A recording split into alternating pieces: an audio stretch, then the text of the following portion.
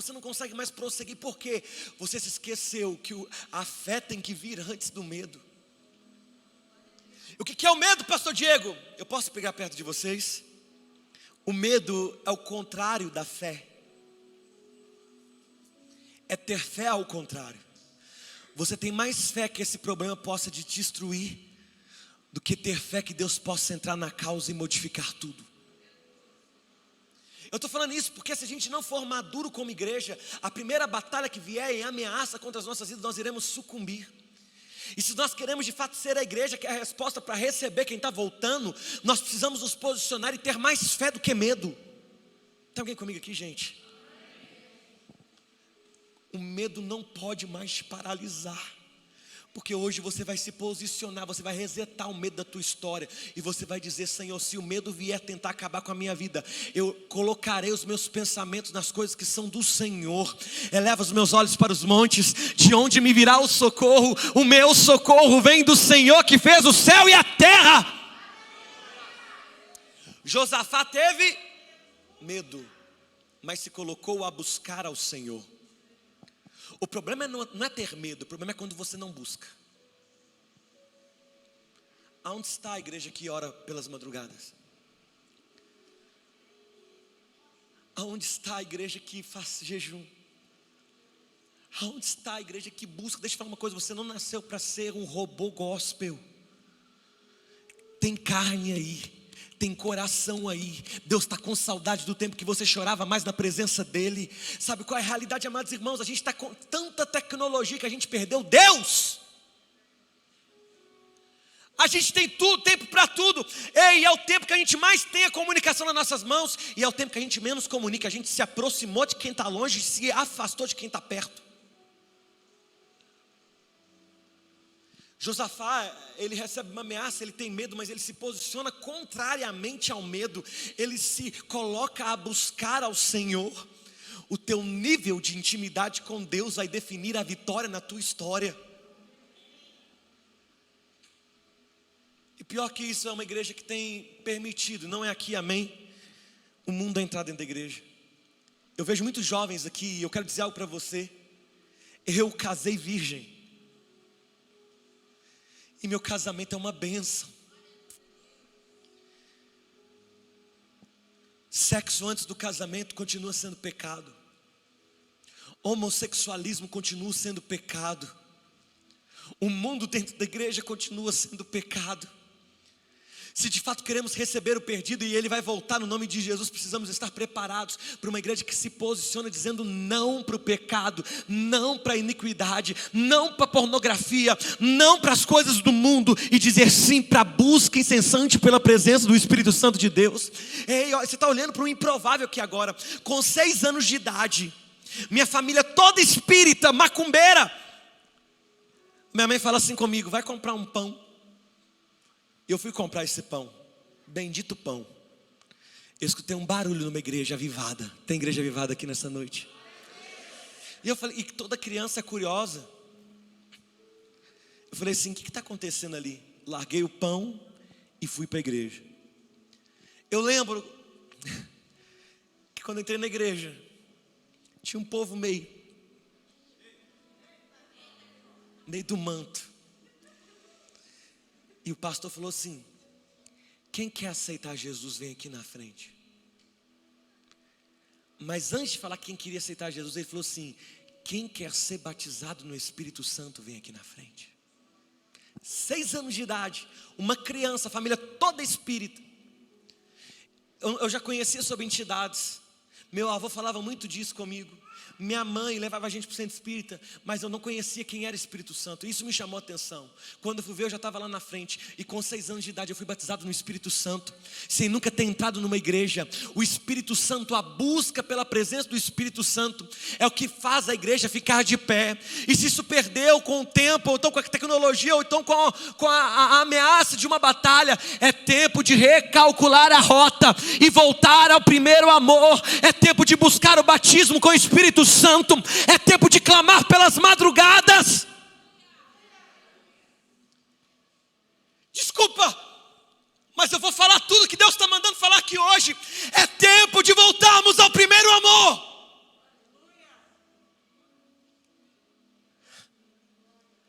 Josafá teve medo, mas se colocou como prioridade buscar a presença.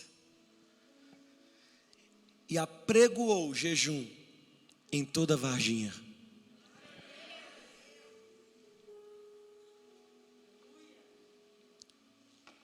Primeiro posicionamento, vence o medo com a busca. Segundo posicionamento, se santifica. Uma igreja que não busca em jejum e oração, padece. Quanto tempo você não jejua? Há quanto tempo você não busca? Há quanto tempo que uma igreja que quer receber quem está voltando, quem vai voltar para casa e quer permanecer na presença, é uma igreja que se santifica todos os dias. Ei, amados irmãos, lá em casa eu montei, tem poucos meses, um escritório, o lugar de oração. E muitas vezes minha esposa sabe disso, eu falo assim, me dá licença, eu vou orar um pouquinho, vou queimar um pouquinho.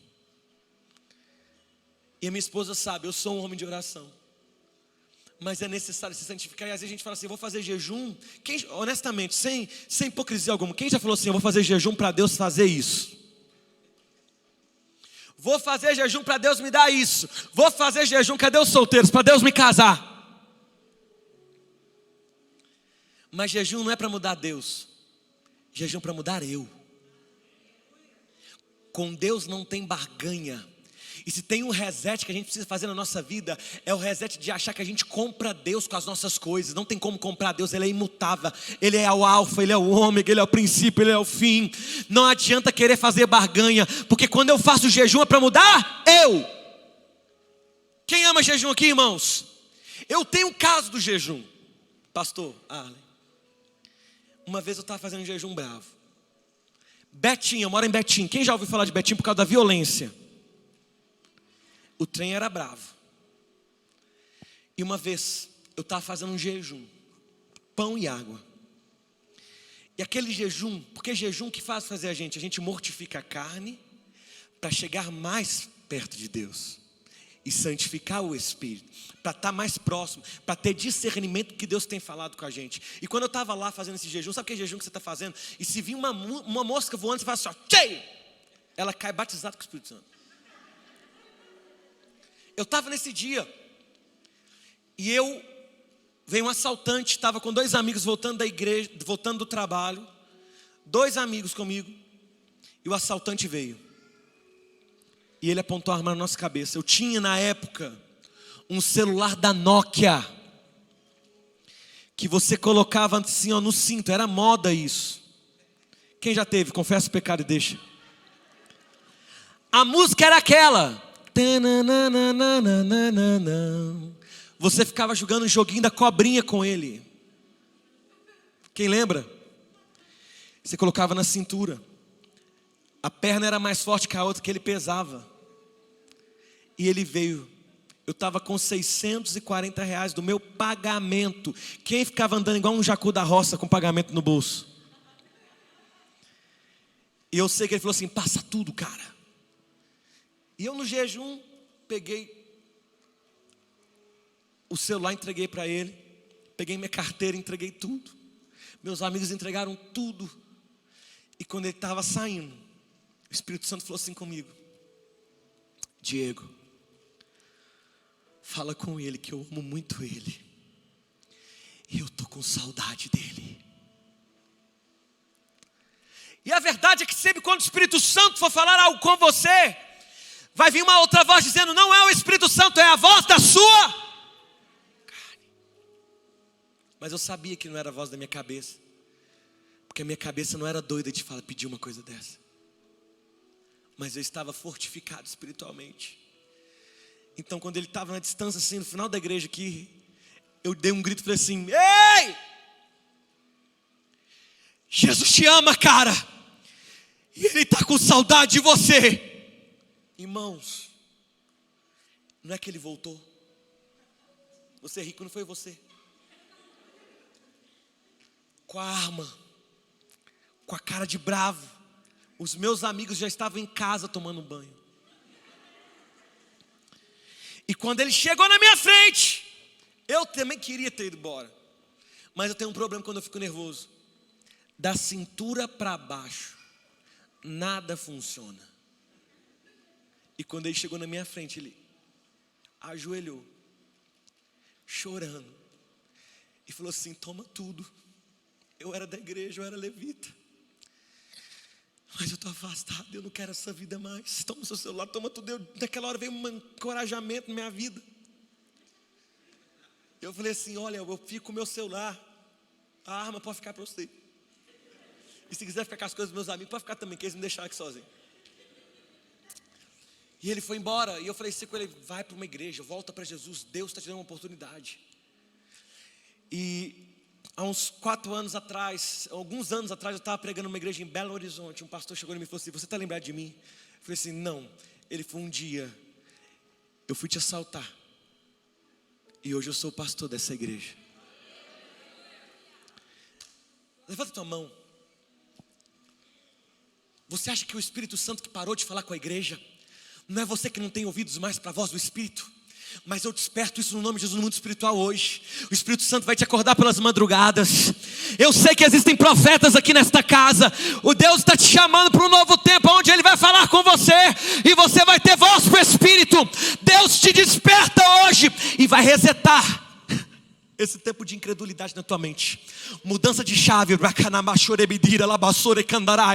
Um novo tempo, um novo tempo, um novo tempo. Levanta tua mão, levanta tua mão. Você que crê, aplauda o nome dele, porque ele está aqui, e ele vai tocar em você, e ele vai despertar essa unção profética.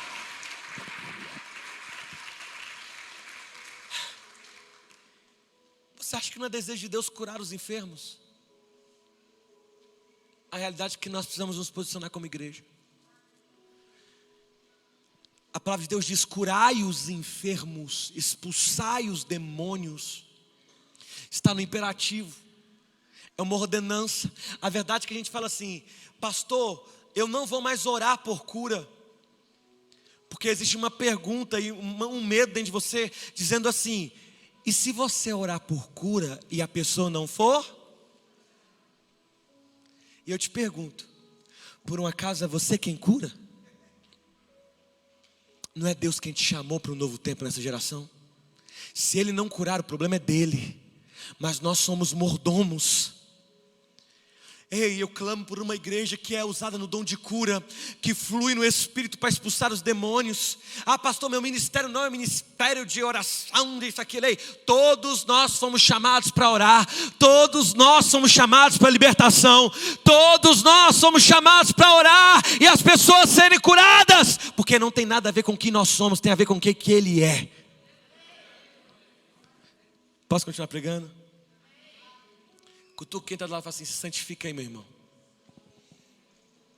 Versículo 3: então Josafá temeu e se pôs a buscar ao Senhor, e apregoou jejum em toda a Varginha. Versículo 4: e toda Varginha se ajuntou para pedir socorro ao Senhor. Sabe o que está dizendo aqui? Uma igreja que não tem unidade perece. Sim ou não? É um tempo onde nós precisamos ser de fato igreja que Deus nos chamou para ser. A dor do próximo é a minha dor. O problema do próximo é o meu problema. Eu saio daqui hoje encantado, pastor, com o que o senhor falou na hora da oferta. Porque muitas vezes nós caímos no robotismo cristão. O que é o robotismo cristão? A gente entra e sai da mesma forma. As pessoas chegam muitas vezes para a gente e falam assim: a paz do Senhor, tudo bem? E você responde de uma forma robótica. Na verdade você não está nem interessado em saber se essa pessoa está bem ou não. Mas você responde porque existe um robotismo, uma ética. No reino de Deus, se o meu irmão chora, eu choro também. Mas vou dizer algo também que te alegra. No reino de Deus, se o seu irmão se alegra, você se alegra também. Então, para uma igreja ser saudável, ela precisa se compadecer com quem está do lado. Eu sei que poderiam ter mais gente aqui, pessoas aqui hoje, mas eu vou além. Existiam pessoas que estiveram aqui antes da pandemia e não estão mais. Você se preocupou com ela? Você correu atrás dela? Que tal dar um reset no egoísmo hoje e ser usado por Deus para ser boca de profeta e capturar quem perdeu? Quem está entendendo isso aqui, de glória a Deus? Olha para quem está do seu lado e fala assim: essa noite. Eu sei que tem muita gente que não gosta de falar isso, mas vai fazer, amém? Diga: nessa noite É o meu compromisso com você. Se você chorar, eu vou chorar também. Mas nessa noite, é o meu compromisso com você. É por minha conta o lanche de hoje.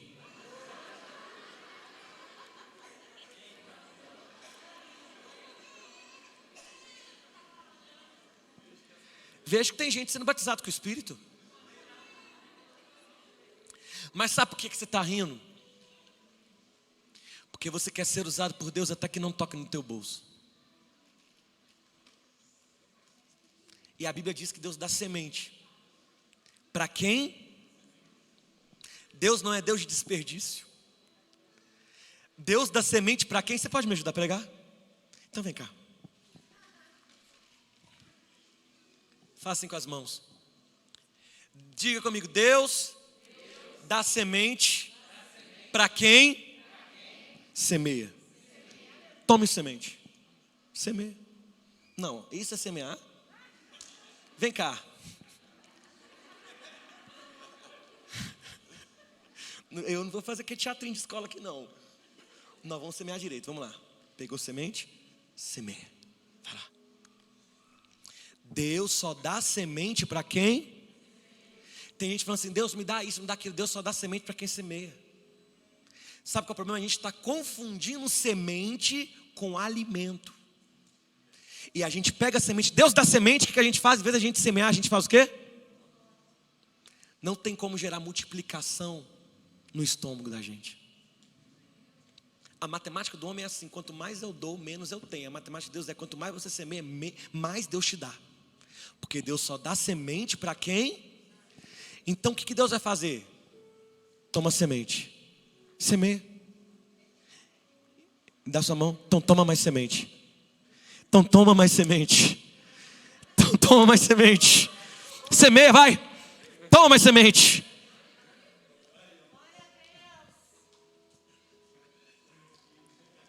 Eu libero um novo tempo de multiplicação sobre esta casa. Ei, essa cultura de pobreza não pode entrar dentro das nossas igrejas. Deus quer prosperar você. E à medida que Deus te prosperar, você vai semear. E quanto mais você semear, mais Deus vai te dar. Eu libero unção de empresários aqui nessa casa, no nome de Jesus. Eu lembro na igreja do shopping, eu falei assim, olha, eu não sei o que Deus vai fazer com as outras lojas, mas Deus vai prosperar o nosso povo. Hoje tem irmão que desce de helicóptero na minha igreja. Esses dias ele falou assim, vamos lá no meu sítio orar. Eu falei, onde é que é o seu sítio? Arraial do Cabo. Eu te pego aí. Porque está disponível. E se você semear, Deus vai fazer mais sobre a tua vida. Quem está entendendo essa mensagem aqui no nome de Jesus? Que haja graça nessa casa ao ponto da gente resetar da nossa vida todo espírito de panduragem. Quem está entendendo isso que diga o nome de Jesus? Ou diga glória a Deus. Olhe para quem está precisando. Ajude quem precisa. Ajude o necessitado. Deus não fica devendo nada a ninguém. E à medida que você semear, Deus vai te dar. Está entendendo isso aqui em nome de Jesus? A igreja congrega. A igreja se compadece. A igreja não é o lugar da perfeição. É um hospital que a gente entra enfermo e sai restaurado para a glória de Cristo. E muitas vezes a gente fala assim, o problema é que som é esse.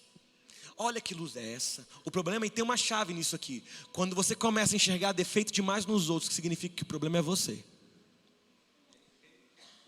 Amém ou não amém? Vamos para a palavra. E pôs-se Josafá. Aliás, vou voltar aqui num negócio muito interessante. E Judá se ajuntou, e Varginha se ajuntou para pedir socorro ao Senhor. Também todas as cidades de Judá vieram também para buscar ao Senhor. Um crente, retetele comigo. O que está dizendo?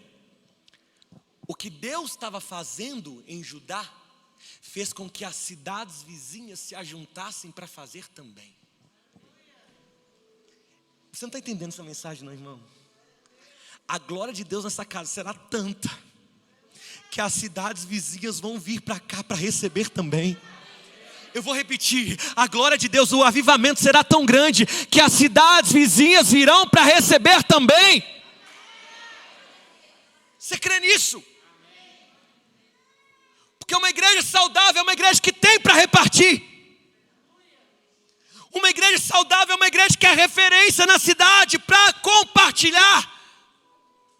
Agora, versículo 5, Josafá se põe de pé no meio da congregação de Jerusalém, na casa do Senhor, diante do pátio novo, e disse: ah, nosso Deus, porventura não és tu Deus no céu?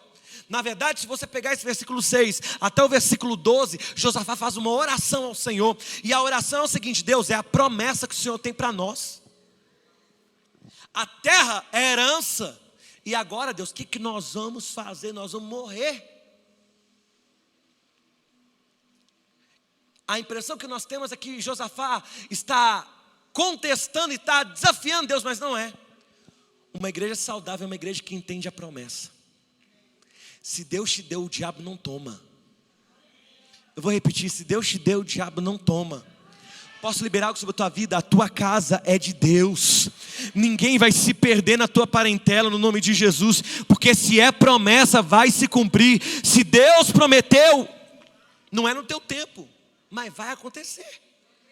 Agora Josafá no versículo 2 diz assim: Deus, só que tem um porém. Na minha mão não tem força para suportar essa grande multidão, esse grande exército que já está em... Aonde que estava? Em Lavras. Está vindo para cá. Uma igreja madura. Por mais que eu conheça o pastor de vocês, eu sei que ele é inteligentérrimo. Quem ama o pastor da casa? Teve um ali que não levantou a mão. Depois eu te falo. Mas não tem nada a ver com ele. O crescimento é porque Deus fez. Sabe qual é o problema? A gente precisa resetar isso da nossa vida. A gente está construindo um altar dentro de nós mesmos. E não é o altar de Deus. É o altar do eu. Eu estou todo empolgado. Eu fui verificado pelo Instagram ontem. Estou me achando chique. Mas não tem nada a ver comigo. Na verdade, eu sou só um canal. É Deus quem faz. Se você está crescendo, não é você, é Deus. Agora Josafá está dizendo assim: Deus, essa multidão já saiu de Lavras e já está aqui no bairro. E eu não tenho força, porém os meus olhos estão postos em ti. Uma igreja que se baseia no pastor somente não cresce. Porque nós somos mordomos. Deixa eu falar uma coisa. A gente é só uma referência. Mas Cristo é o dono da igreja. E muitas vezes nós focamos na liderança e muita gente sai da igreja por causa da liderança, por causa do líder do teatro, por causa do líder daquilo, sendo que quem te chamou não foi o líder do teatro, tampouco o pastor da igreja. Quem te chamou foi Deus. E quando nós colocamos os nossos olhos de quem nos chamou, ei, para de focar no mar aberto e foca em quem faz o mar abrir. Sabe, quando eu vejo a construção de Noé, eu vou fugir um pouquinho aqui, ele fala assim: olha, construa com tantos metros, faz o vedamento, mas eu não vejo nenhum destaque colocando leme. Porque Deus vai até te possibilitar construir coisas grandes, mas quem dá o direcionamento é Deus. Está entendendo isso aqui no nome de Jesus? Agora, vamos para a palavra. Versículo 12: ah, nosso Deus, porventura não os julgará, porque em nós não há força para esta grande multidão que vem contra nós, e não sabemos o que faremos, porém os nossos olhos estão postos em ti. Então toda a Lagoinha Varginha estava de pé perante ao Senhor, como também as crianças, as suas mulheres e os seus. O que o diabo quer ver é você derrotado, mas o Josafá está dizendo aqui a receita do bolo. Estava de pé, em meio à batalha, os pais, as mulheres e os filhos. Crê no Senhor e será salvo, tu e a tua casa. Essa batalha não vai acabar com a tua família. Essa batalha, olha, eu sinto de dizer no Espírito, o Espírito Santo manda dizer que tem pessoas aqui que estão dizendo para Deus: Deus, e meu casamento? Deus está dizendo: olha, ficaram de pé os homens, as mulheres e os filhos. Quem sustenta teu casamento não é o pastor Arley, não sou eu, é Deus, é quem te chamou para a batalha. Você pode aplaudir Jesus, precisa dar um berro de glória a Deus aí no nome de Jesus.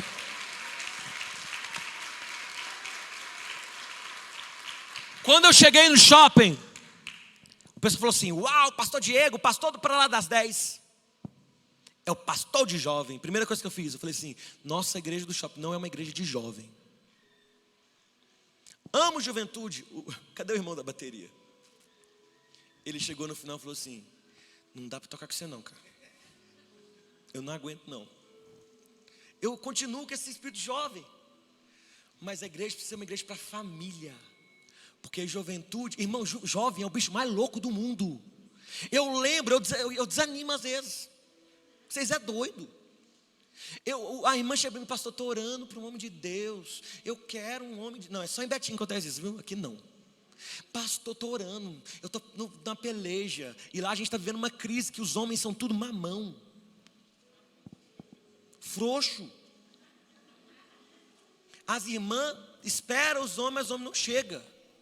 Aí ela chega assim: e aí, irmã? Tá firme no propósito? Tô. E às vezes tem um irmãozinho de Deus. Cadê os irmãozinhos solteiros de Deus? Ora, na peleja, na batalha. E a irmã não dá atenção para ele. Mas de repente na porta da igreja passa um endemoniado, com o carro rebaixado, verde limão, com um carro e um louvor assim, ó.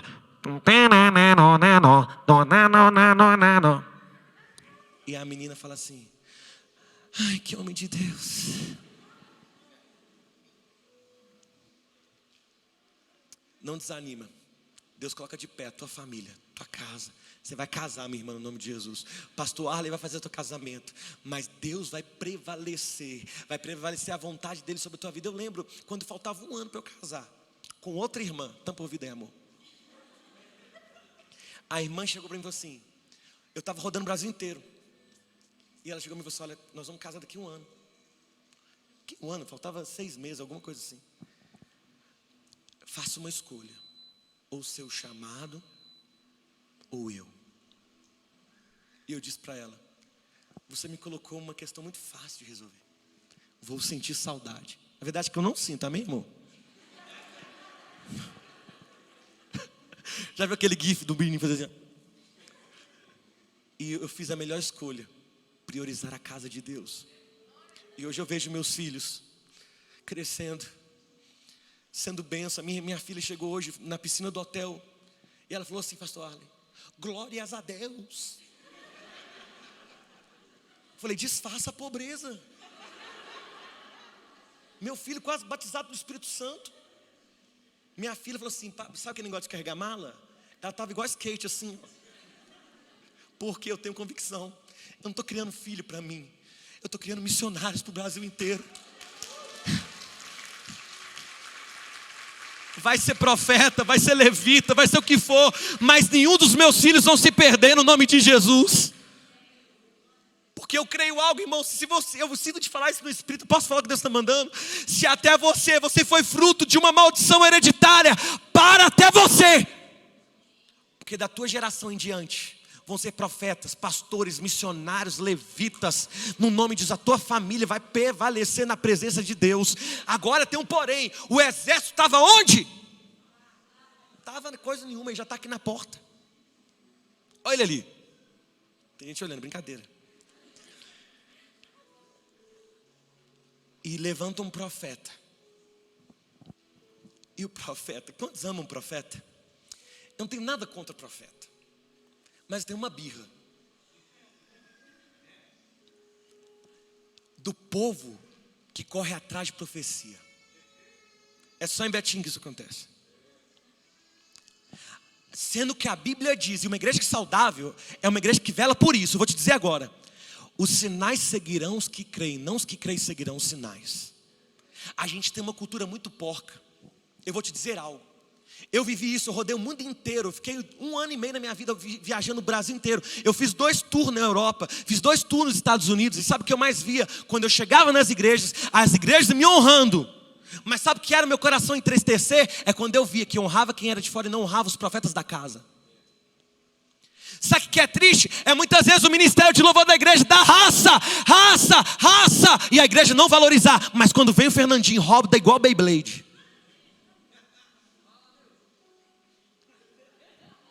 É quando chega um pastor de fora. Deixa eu falar uma coisa, eu não quero que ninguém me cumprimente no final desse culto sem antes honrar os pastores dessa casa. Porque a gente é bom para honrar quem é fora, mas tem a dificuldade da honra dentro de casa. A Bíblia diz assim: se eu recebo profeta, no caráter de profeta, eu recebo galardão de profeta. Há essa cultura desgraçada de achar que o pastor tem que morrer sofrendo. Para com isso em nome de Jesus. Na minha igreja, eu ensino as minhas ovelhas a não terem a capacidade só de me ligar quando está precisando, e ter a cultura da honra. Tampa o ouvido, pastor. Faz o seguinte: compra uma picanha argentina, cria vergonha na tua cara e honra a vida do teu pastor.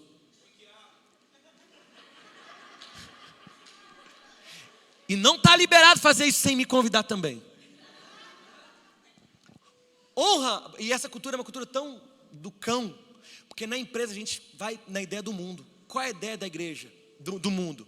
Se você honrar o teu líder, o teu patrão, qual é o nome que te dão? É aquele nome que você já sabe. Mas a Bíblia diz: se eu reconheço o meu patrão, no caráter de patrão, eu recebo galardão do patrão. O que é o galardão do patrão? Promoção. E às vezes, por entre ficarem a cultura de Cristo e a cultura do mundo, a gente fica com a cultura do mundo e não rompe. Está entendendo isso aqui no nome de Jesus? Que sejamos criteriosos, entender que uma igreja que vai receber quem está voltando é uma igreja que honra a liderança da casa. Ore pelo seu pastor, esteja com ele, liga de vez em quando para ele, para você falar assim: pastor, está tudo bem com você? Comprei um queijo. Às vezes você não tem condição de comer uma picanha argentina, mas compra uma bala. A gente é carente e põe quiabo. Levanta o profeta e fala assim: escuta uma coisa, ô Lagoinha e Varginha, aqui quem está falando é o Senhor. Não vos assusteis por causa desse grande exército que está ali na porta, porque Deus já está respondendo algo para vocês. A batalha não é vossa, mas é de Deus.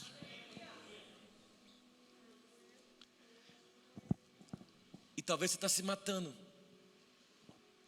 por estar fazendo a obra de Deus. Mas o problema é quando você faz a obra de Deus sem Deus.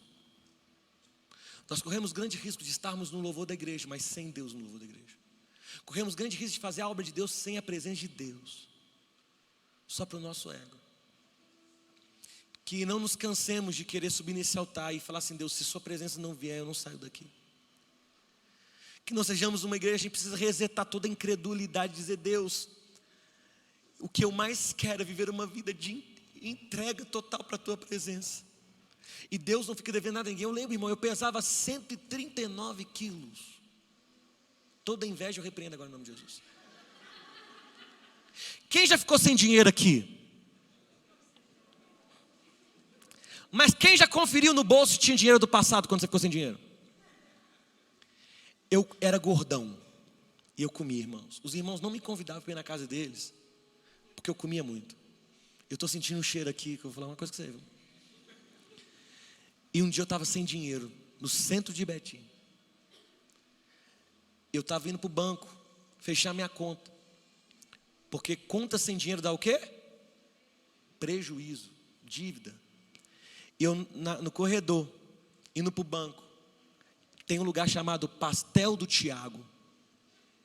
R$1, o melhor pastel do universo. Banhado no óleo. Brincadeira, delícia. E um suco de laranja natural. O melhor suco de laranja do mundo. E crente, quando está com fome, fica endemoniado. Eu estava do lado da via. E começa a ver coisa também. Quando eu olhei do outro lado da avenida, o pessoal estava comendo pastel em slow motion, olhando para mim assim, ó.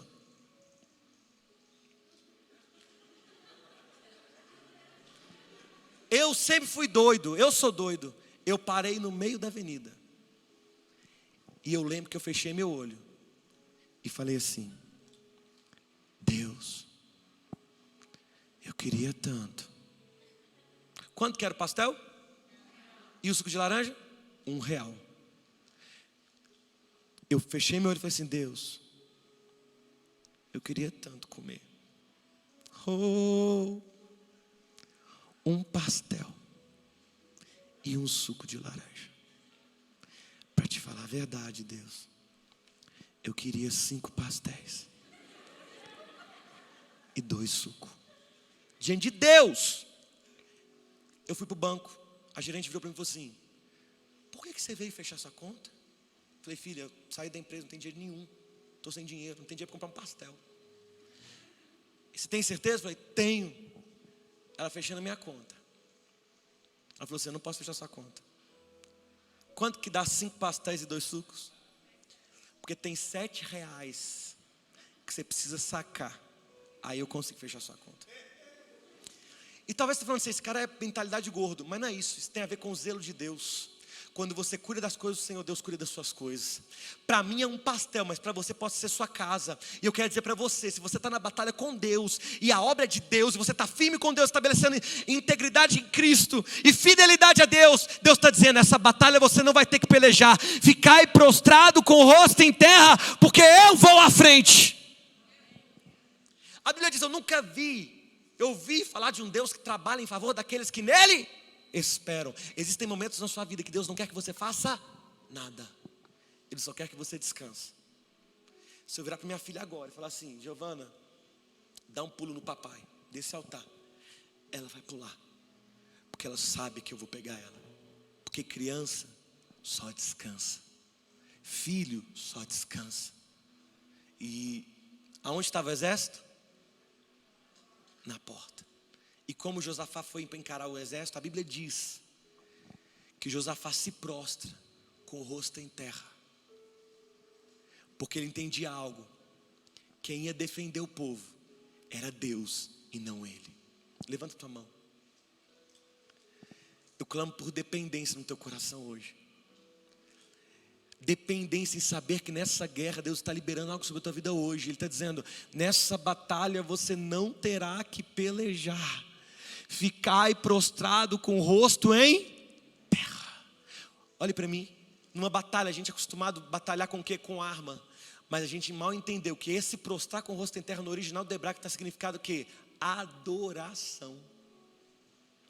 Deus só quer um posicionamento seu em meio à guerra. Adore. Seja adorador, que você vai ver o que Deus vai fazer.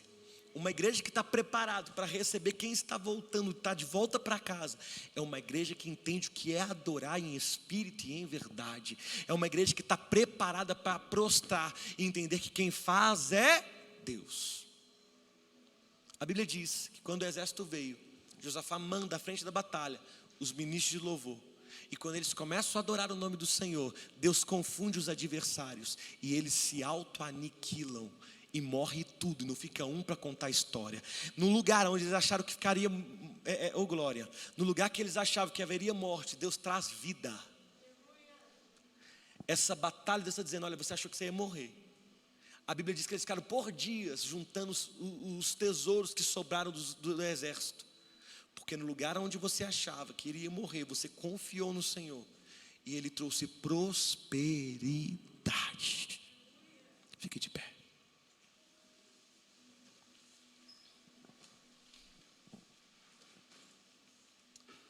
Eu vou cantar uma música no violão, posso? Coloque a mão no seu coração. Jesus está aqui. Tem alguém comigo aqui? Eu vou repetir: Jesus está aqui.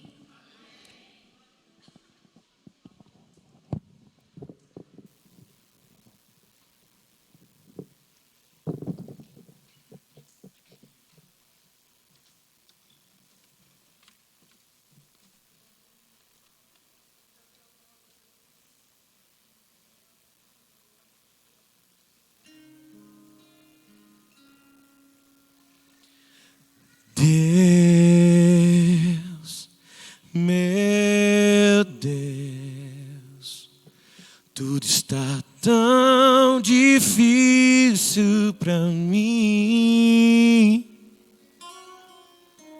Deus, meu Deus, declare. Muitos me perguntam onde tu estás. Dentro de mim, minha alma se abateu, mas tua mão contudo me escondeu. Em tua presença Ó Deus, cante. Quando eu chorar,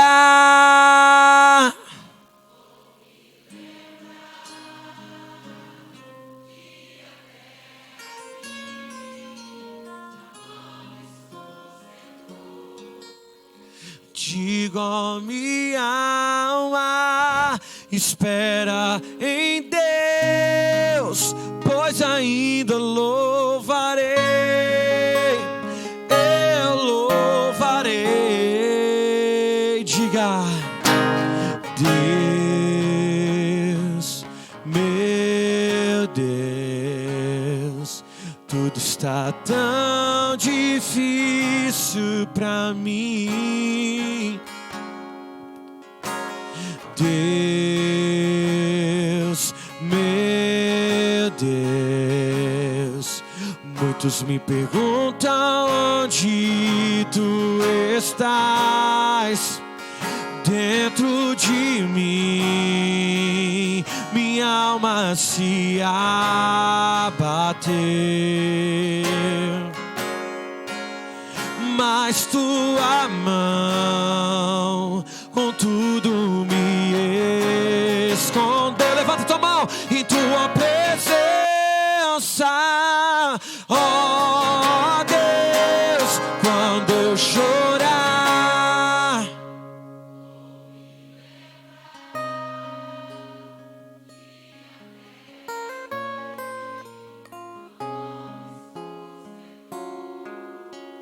digo minha alma,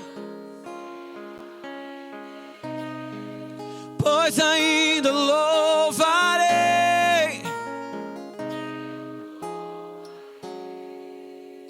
tudo entregarei, tudo entregarei.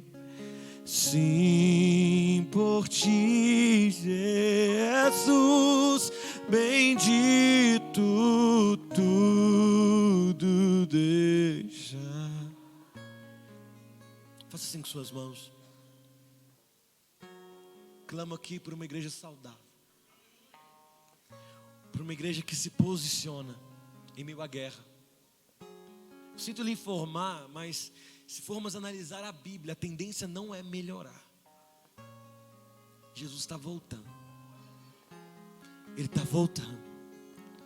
Ele vai vir para buscar uma noiva. Não é uma noiva interesseira, é uma noiva apaixonada. É uma noiva que não o adora pelo que ele pode dar, mas é uma noiva que adora por quem ele é. Isso é amor. Mas eu clamo por maturidade sobre esta casa, assim como já é. Eu clamo por um novo tempo de avivamento sobre esta casa, no nome de Jesus. E você vai entender que nessa batalha você não terá que pelejar. Diga assim comigo: sossega a alma. Digo minha alma, espera em Deus, pois ainda louvarei, eu louvarei.